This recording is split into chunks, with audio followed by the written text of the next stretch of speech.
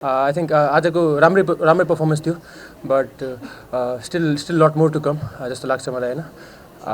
त्यही इन्जोय गरिरहेको छु सबै भनौँ न यो एनपिएल नै भनौँ राम्रो भइरहेछ मेरो लागि र टिमको लागि त्यति राम्रो भएको थिएन लास्ट 4 गेम्समा र आज चाहिँ भनौँ न त्यो लाइन क्रस गऱ्यौँ र भनौँ न टिम जित्दाखेरि रन हान्दाखेरि आई थिङ्क एकदम खुसी लाग्छ।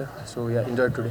बेसिकली बल एकदमै टर्न गरिरहेको थियो होइन, अनि त्यसपछि अब टम पनि आउट भयो र बल एकदमै घुमिरहेको थियो। लेफ्ट आर्म स्पिनर दुईवटा थियो त्यहाँ, अनि त्यही मैले बाहिरबाट कम्युनिकेट के गरेँ कि लेफ्टी ब्याट्सम्यान चाहियो त्यो स्टेजमा, स्पेसली बल टर्न गरिरहेको थियो।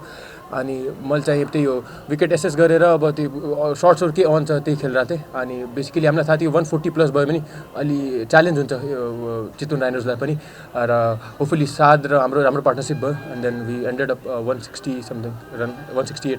सो आई थिङ्क त्यो पार्टनरसिप एकदम क्रुसल थियो र राम्रो भयो ओभरअल।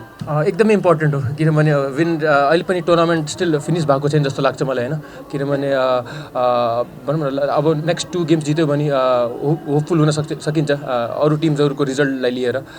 मेबी आई थिङ्क गडको के प्लान होला। सो आई थिङ्क आफ्नो काम गरौँ अनि लेट्स सी के हुन्छ।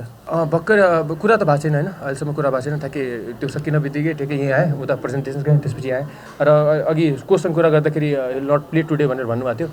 सो मेबी राम्रै हेरौँ के हुन्छ।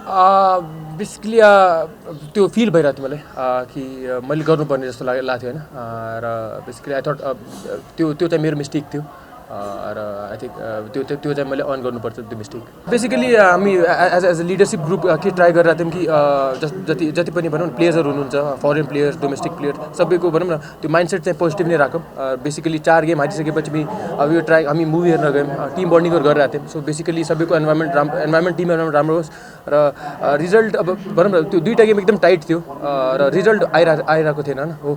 र so basically we wanted them सबैजनालाई एकदम पोजिटिभ फ्रेम अफ माइन्डमा हुनलाई, किनकि नेक्स्ट 3 गेम्स पनि अब जित्यो भने चाहिँ टुर्नामेन्ट ओपन छ जस्तो लाग्छ मलाई। र आई थिङ्क त्यो बेसिकली मेन गोल चाहिँ इन्भाइरोमेन्ट चाहिँ एकदम पोजिटिभ राख्नुपर्ने थियो। कार अब लेट्स सी के हुन्छ कार होइन, कार चाहिँ अहिलेसम्म केही सोचेको छैन बट बेसिकली यो टुर्नामेन्टमा चाहिँ एकदम राम्रो भइरहेछ।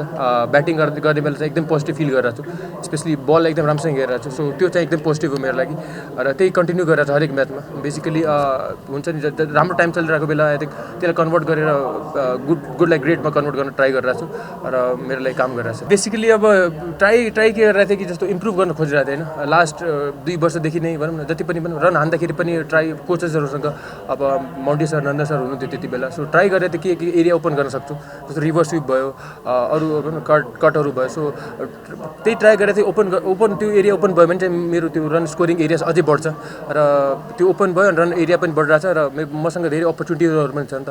सो आई थिङ्क त्यसले चाहिँ वर्क गरिरहेछ। त्यही हो राम्रो भइरहेको बेला के ट्राई गर्नुपर्छ कि योभन्दा बेटर कसरी गर्ने र अझै इम्प्रुभ कसरी गर्ने भनेर त्यो माइन्डसेटले गरेको लास्ट 2 इयर्समा। स्पेसली किनभने भनौँ न दुवैजनाको त्यति रन आएको छैन होइन, र आई थिङ्क त्यही कन्डिसन हिसाबले अब को फिट हुन्छ टिममा त्यही हिसाबले हामी ट्राई गरेका छौँ खेलाउने दुवैजनाले। बट अनफर्चुनेटली उहाँहरूको रन आएको छैन, but we are hopeful next गेमहरूमा हान्नुहुन्छ। र त्यही हो अब नेपाली प्लेयर्सहरूले स्टेपअप गरिरहेको छन्, उहाँहरूले पनि स्टेपअप गरेर पनि झन् स्ट्रङ हुन्छ टिम जस्तो लाग्छ मलाई। एकदमै ब्याडली चाहिएको थियो होइन, किनभने 4 गेम भइसकेको थियो होइन। सो बेसिकली आज त्यही हो भगवान्लाई थ्याङ्क यू भनिरहेको थिएँ अब विकेटहरू झर्ने बेला त, किनभने लास्ट भनौँ 4 गेमदेखि बलिङ त्यति राम्रो भएको थिएन। सो आज चाहिँ सबैजनाले चिप इन गरिराख्नु भएको थियो र साद, रेमन्स, अभिषेकले लास्ट 2 गेममा एकदम राम्रो बलिङ गरिरहेको छ। So as a overall unit bowling पनि स्टेपअप गरिरहेको छौँ हामी सबैजना। सो त्यो हेर्दाखेरि एकदम खुसी लागिरहेछ र फर्स्ट विन अलवेज एकदमै स्पेसल छ। अब त्यही हो नेक्स्ट 2 गेम्समा पनि जित्ने हो। The game some days you have all the plans, but I think Rohit and Saad player will, but I think Rohit's inning actually take it away. So you should give the credit to Rohit actually. No, as in if you are looking at a team, you never look at an individual. So we had a plan for the whole team. Some days the plans click, sometimes the plan doesn't click. So today was a bad day, or maybe you call that we didn't bowl according to the plans. So credit to the opposing team because they played very well and they deserve to win the match. I was expecting Rijan, Kushal, they are doing exceptionally well. Except for today, I think Kushal has bowled the brilliant spells in his life and he's done a brilliant captainship. First time he's captaining. I think we have to just wait and be patient because still there are a few more games to go. And the way Kushal is come back as a captain, I think we have to just wait for 2 more games and then wait because Rijan is doing very well exceptionally. Kushal is doing exceptionally very well. Some of the local boys have been doing really good. Even Amar has been bowled that last over he did brilliant. He took 2 wickets in that match. So we just wait for those. You know that some of the days we will get bad days, but today maybe we didn't have hard days. So hopefully we have to wait and plan better maybe next time. It's been brilliant. I think looking at Ravi and Sohail, they've been very helpful on the ground. Even when Sharad was there, he made very helpful use to the captain. So that was the whole idea. And the way Kushal is coming up as a leader, and then he's performing as well. So maybe today was not his day, and 2 drop catches. So hopefully next time we can make it up.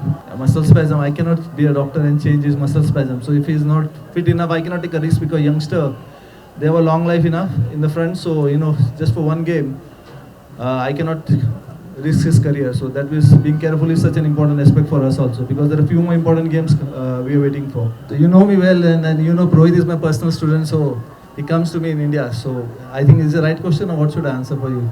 I think everybody saw the eating. Do I have to really answer that? My perspective, seriously, I think he's number 1 on the scoreboard as a batsman. Right now, even having all the foreigners, before he came in today and today now after this score, he's actually going to be way ahead of all the others. He's number 1 run scorer in the whole of Nepal League. So I think it's a big thing for Nepal Premier League, where we spoke that a Nepal cricketer, if he's on the top of the list, I think there's nothing better than this.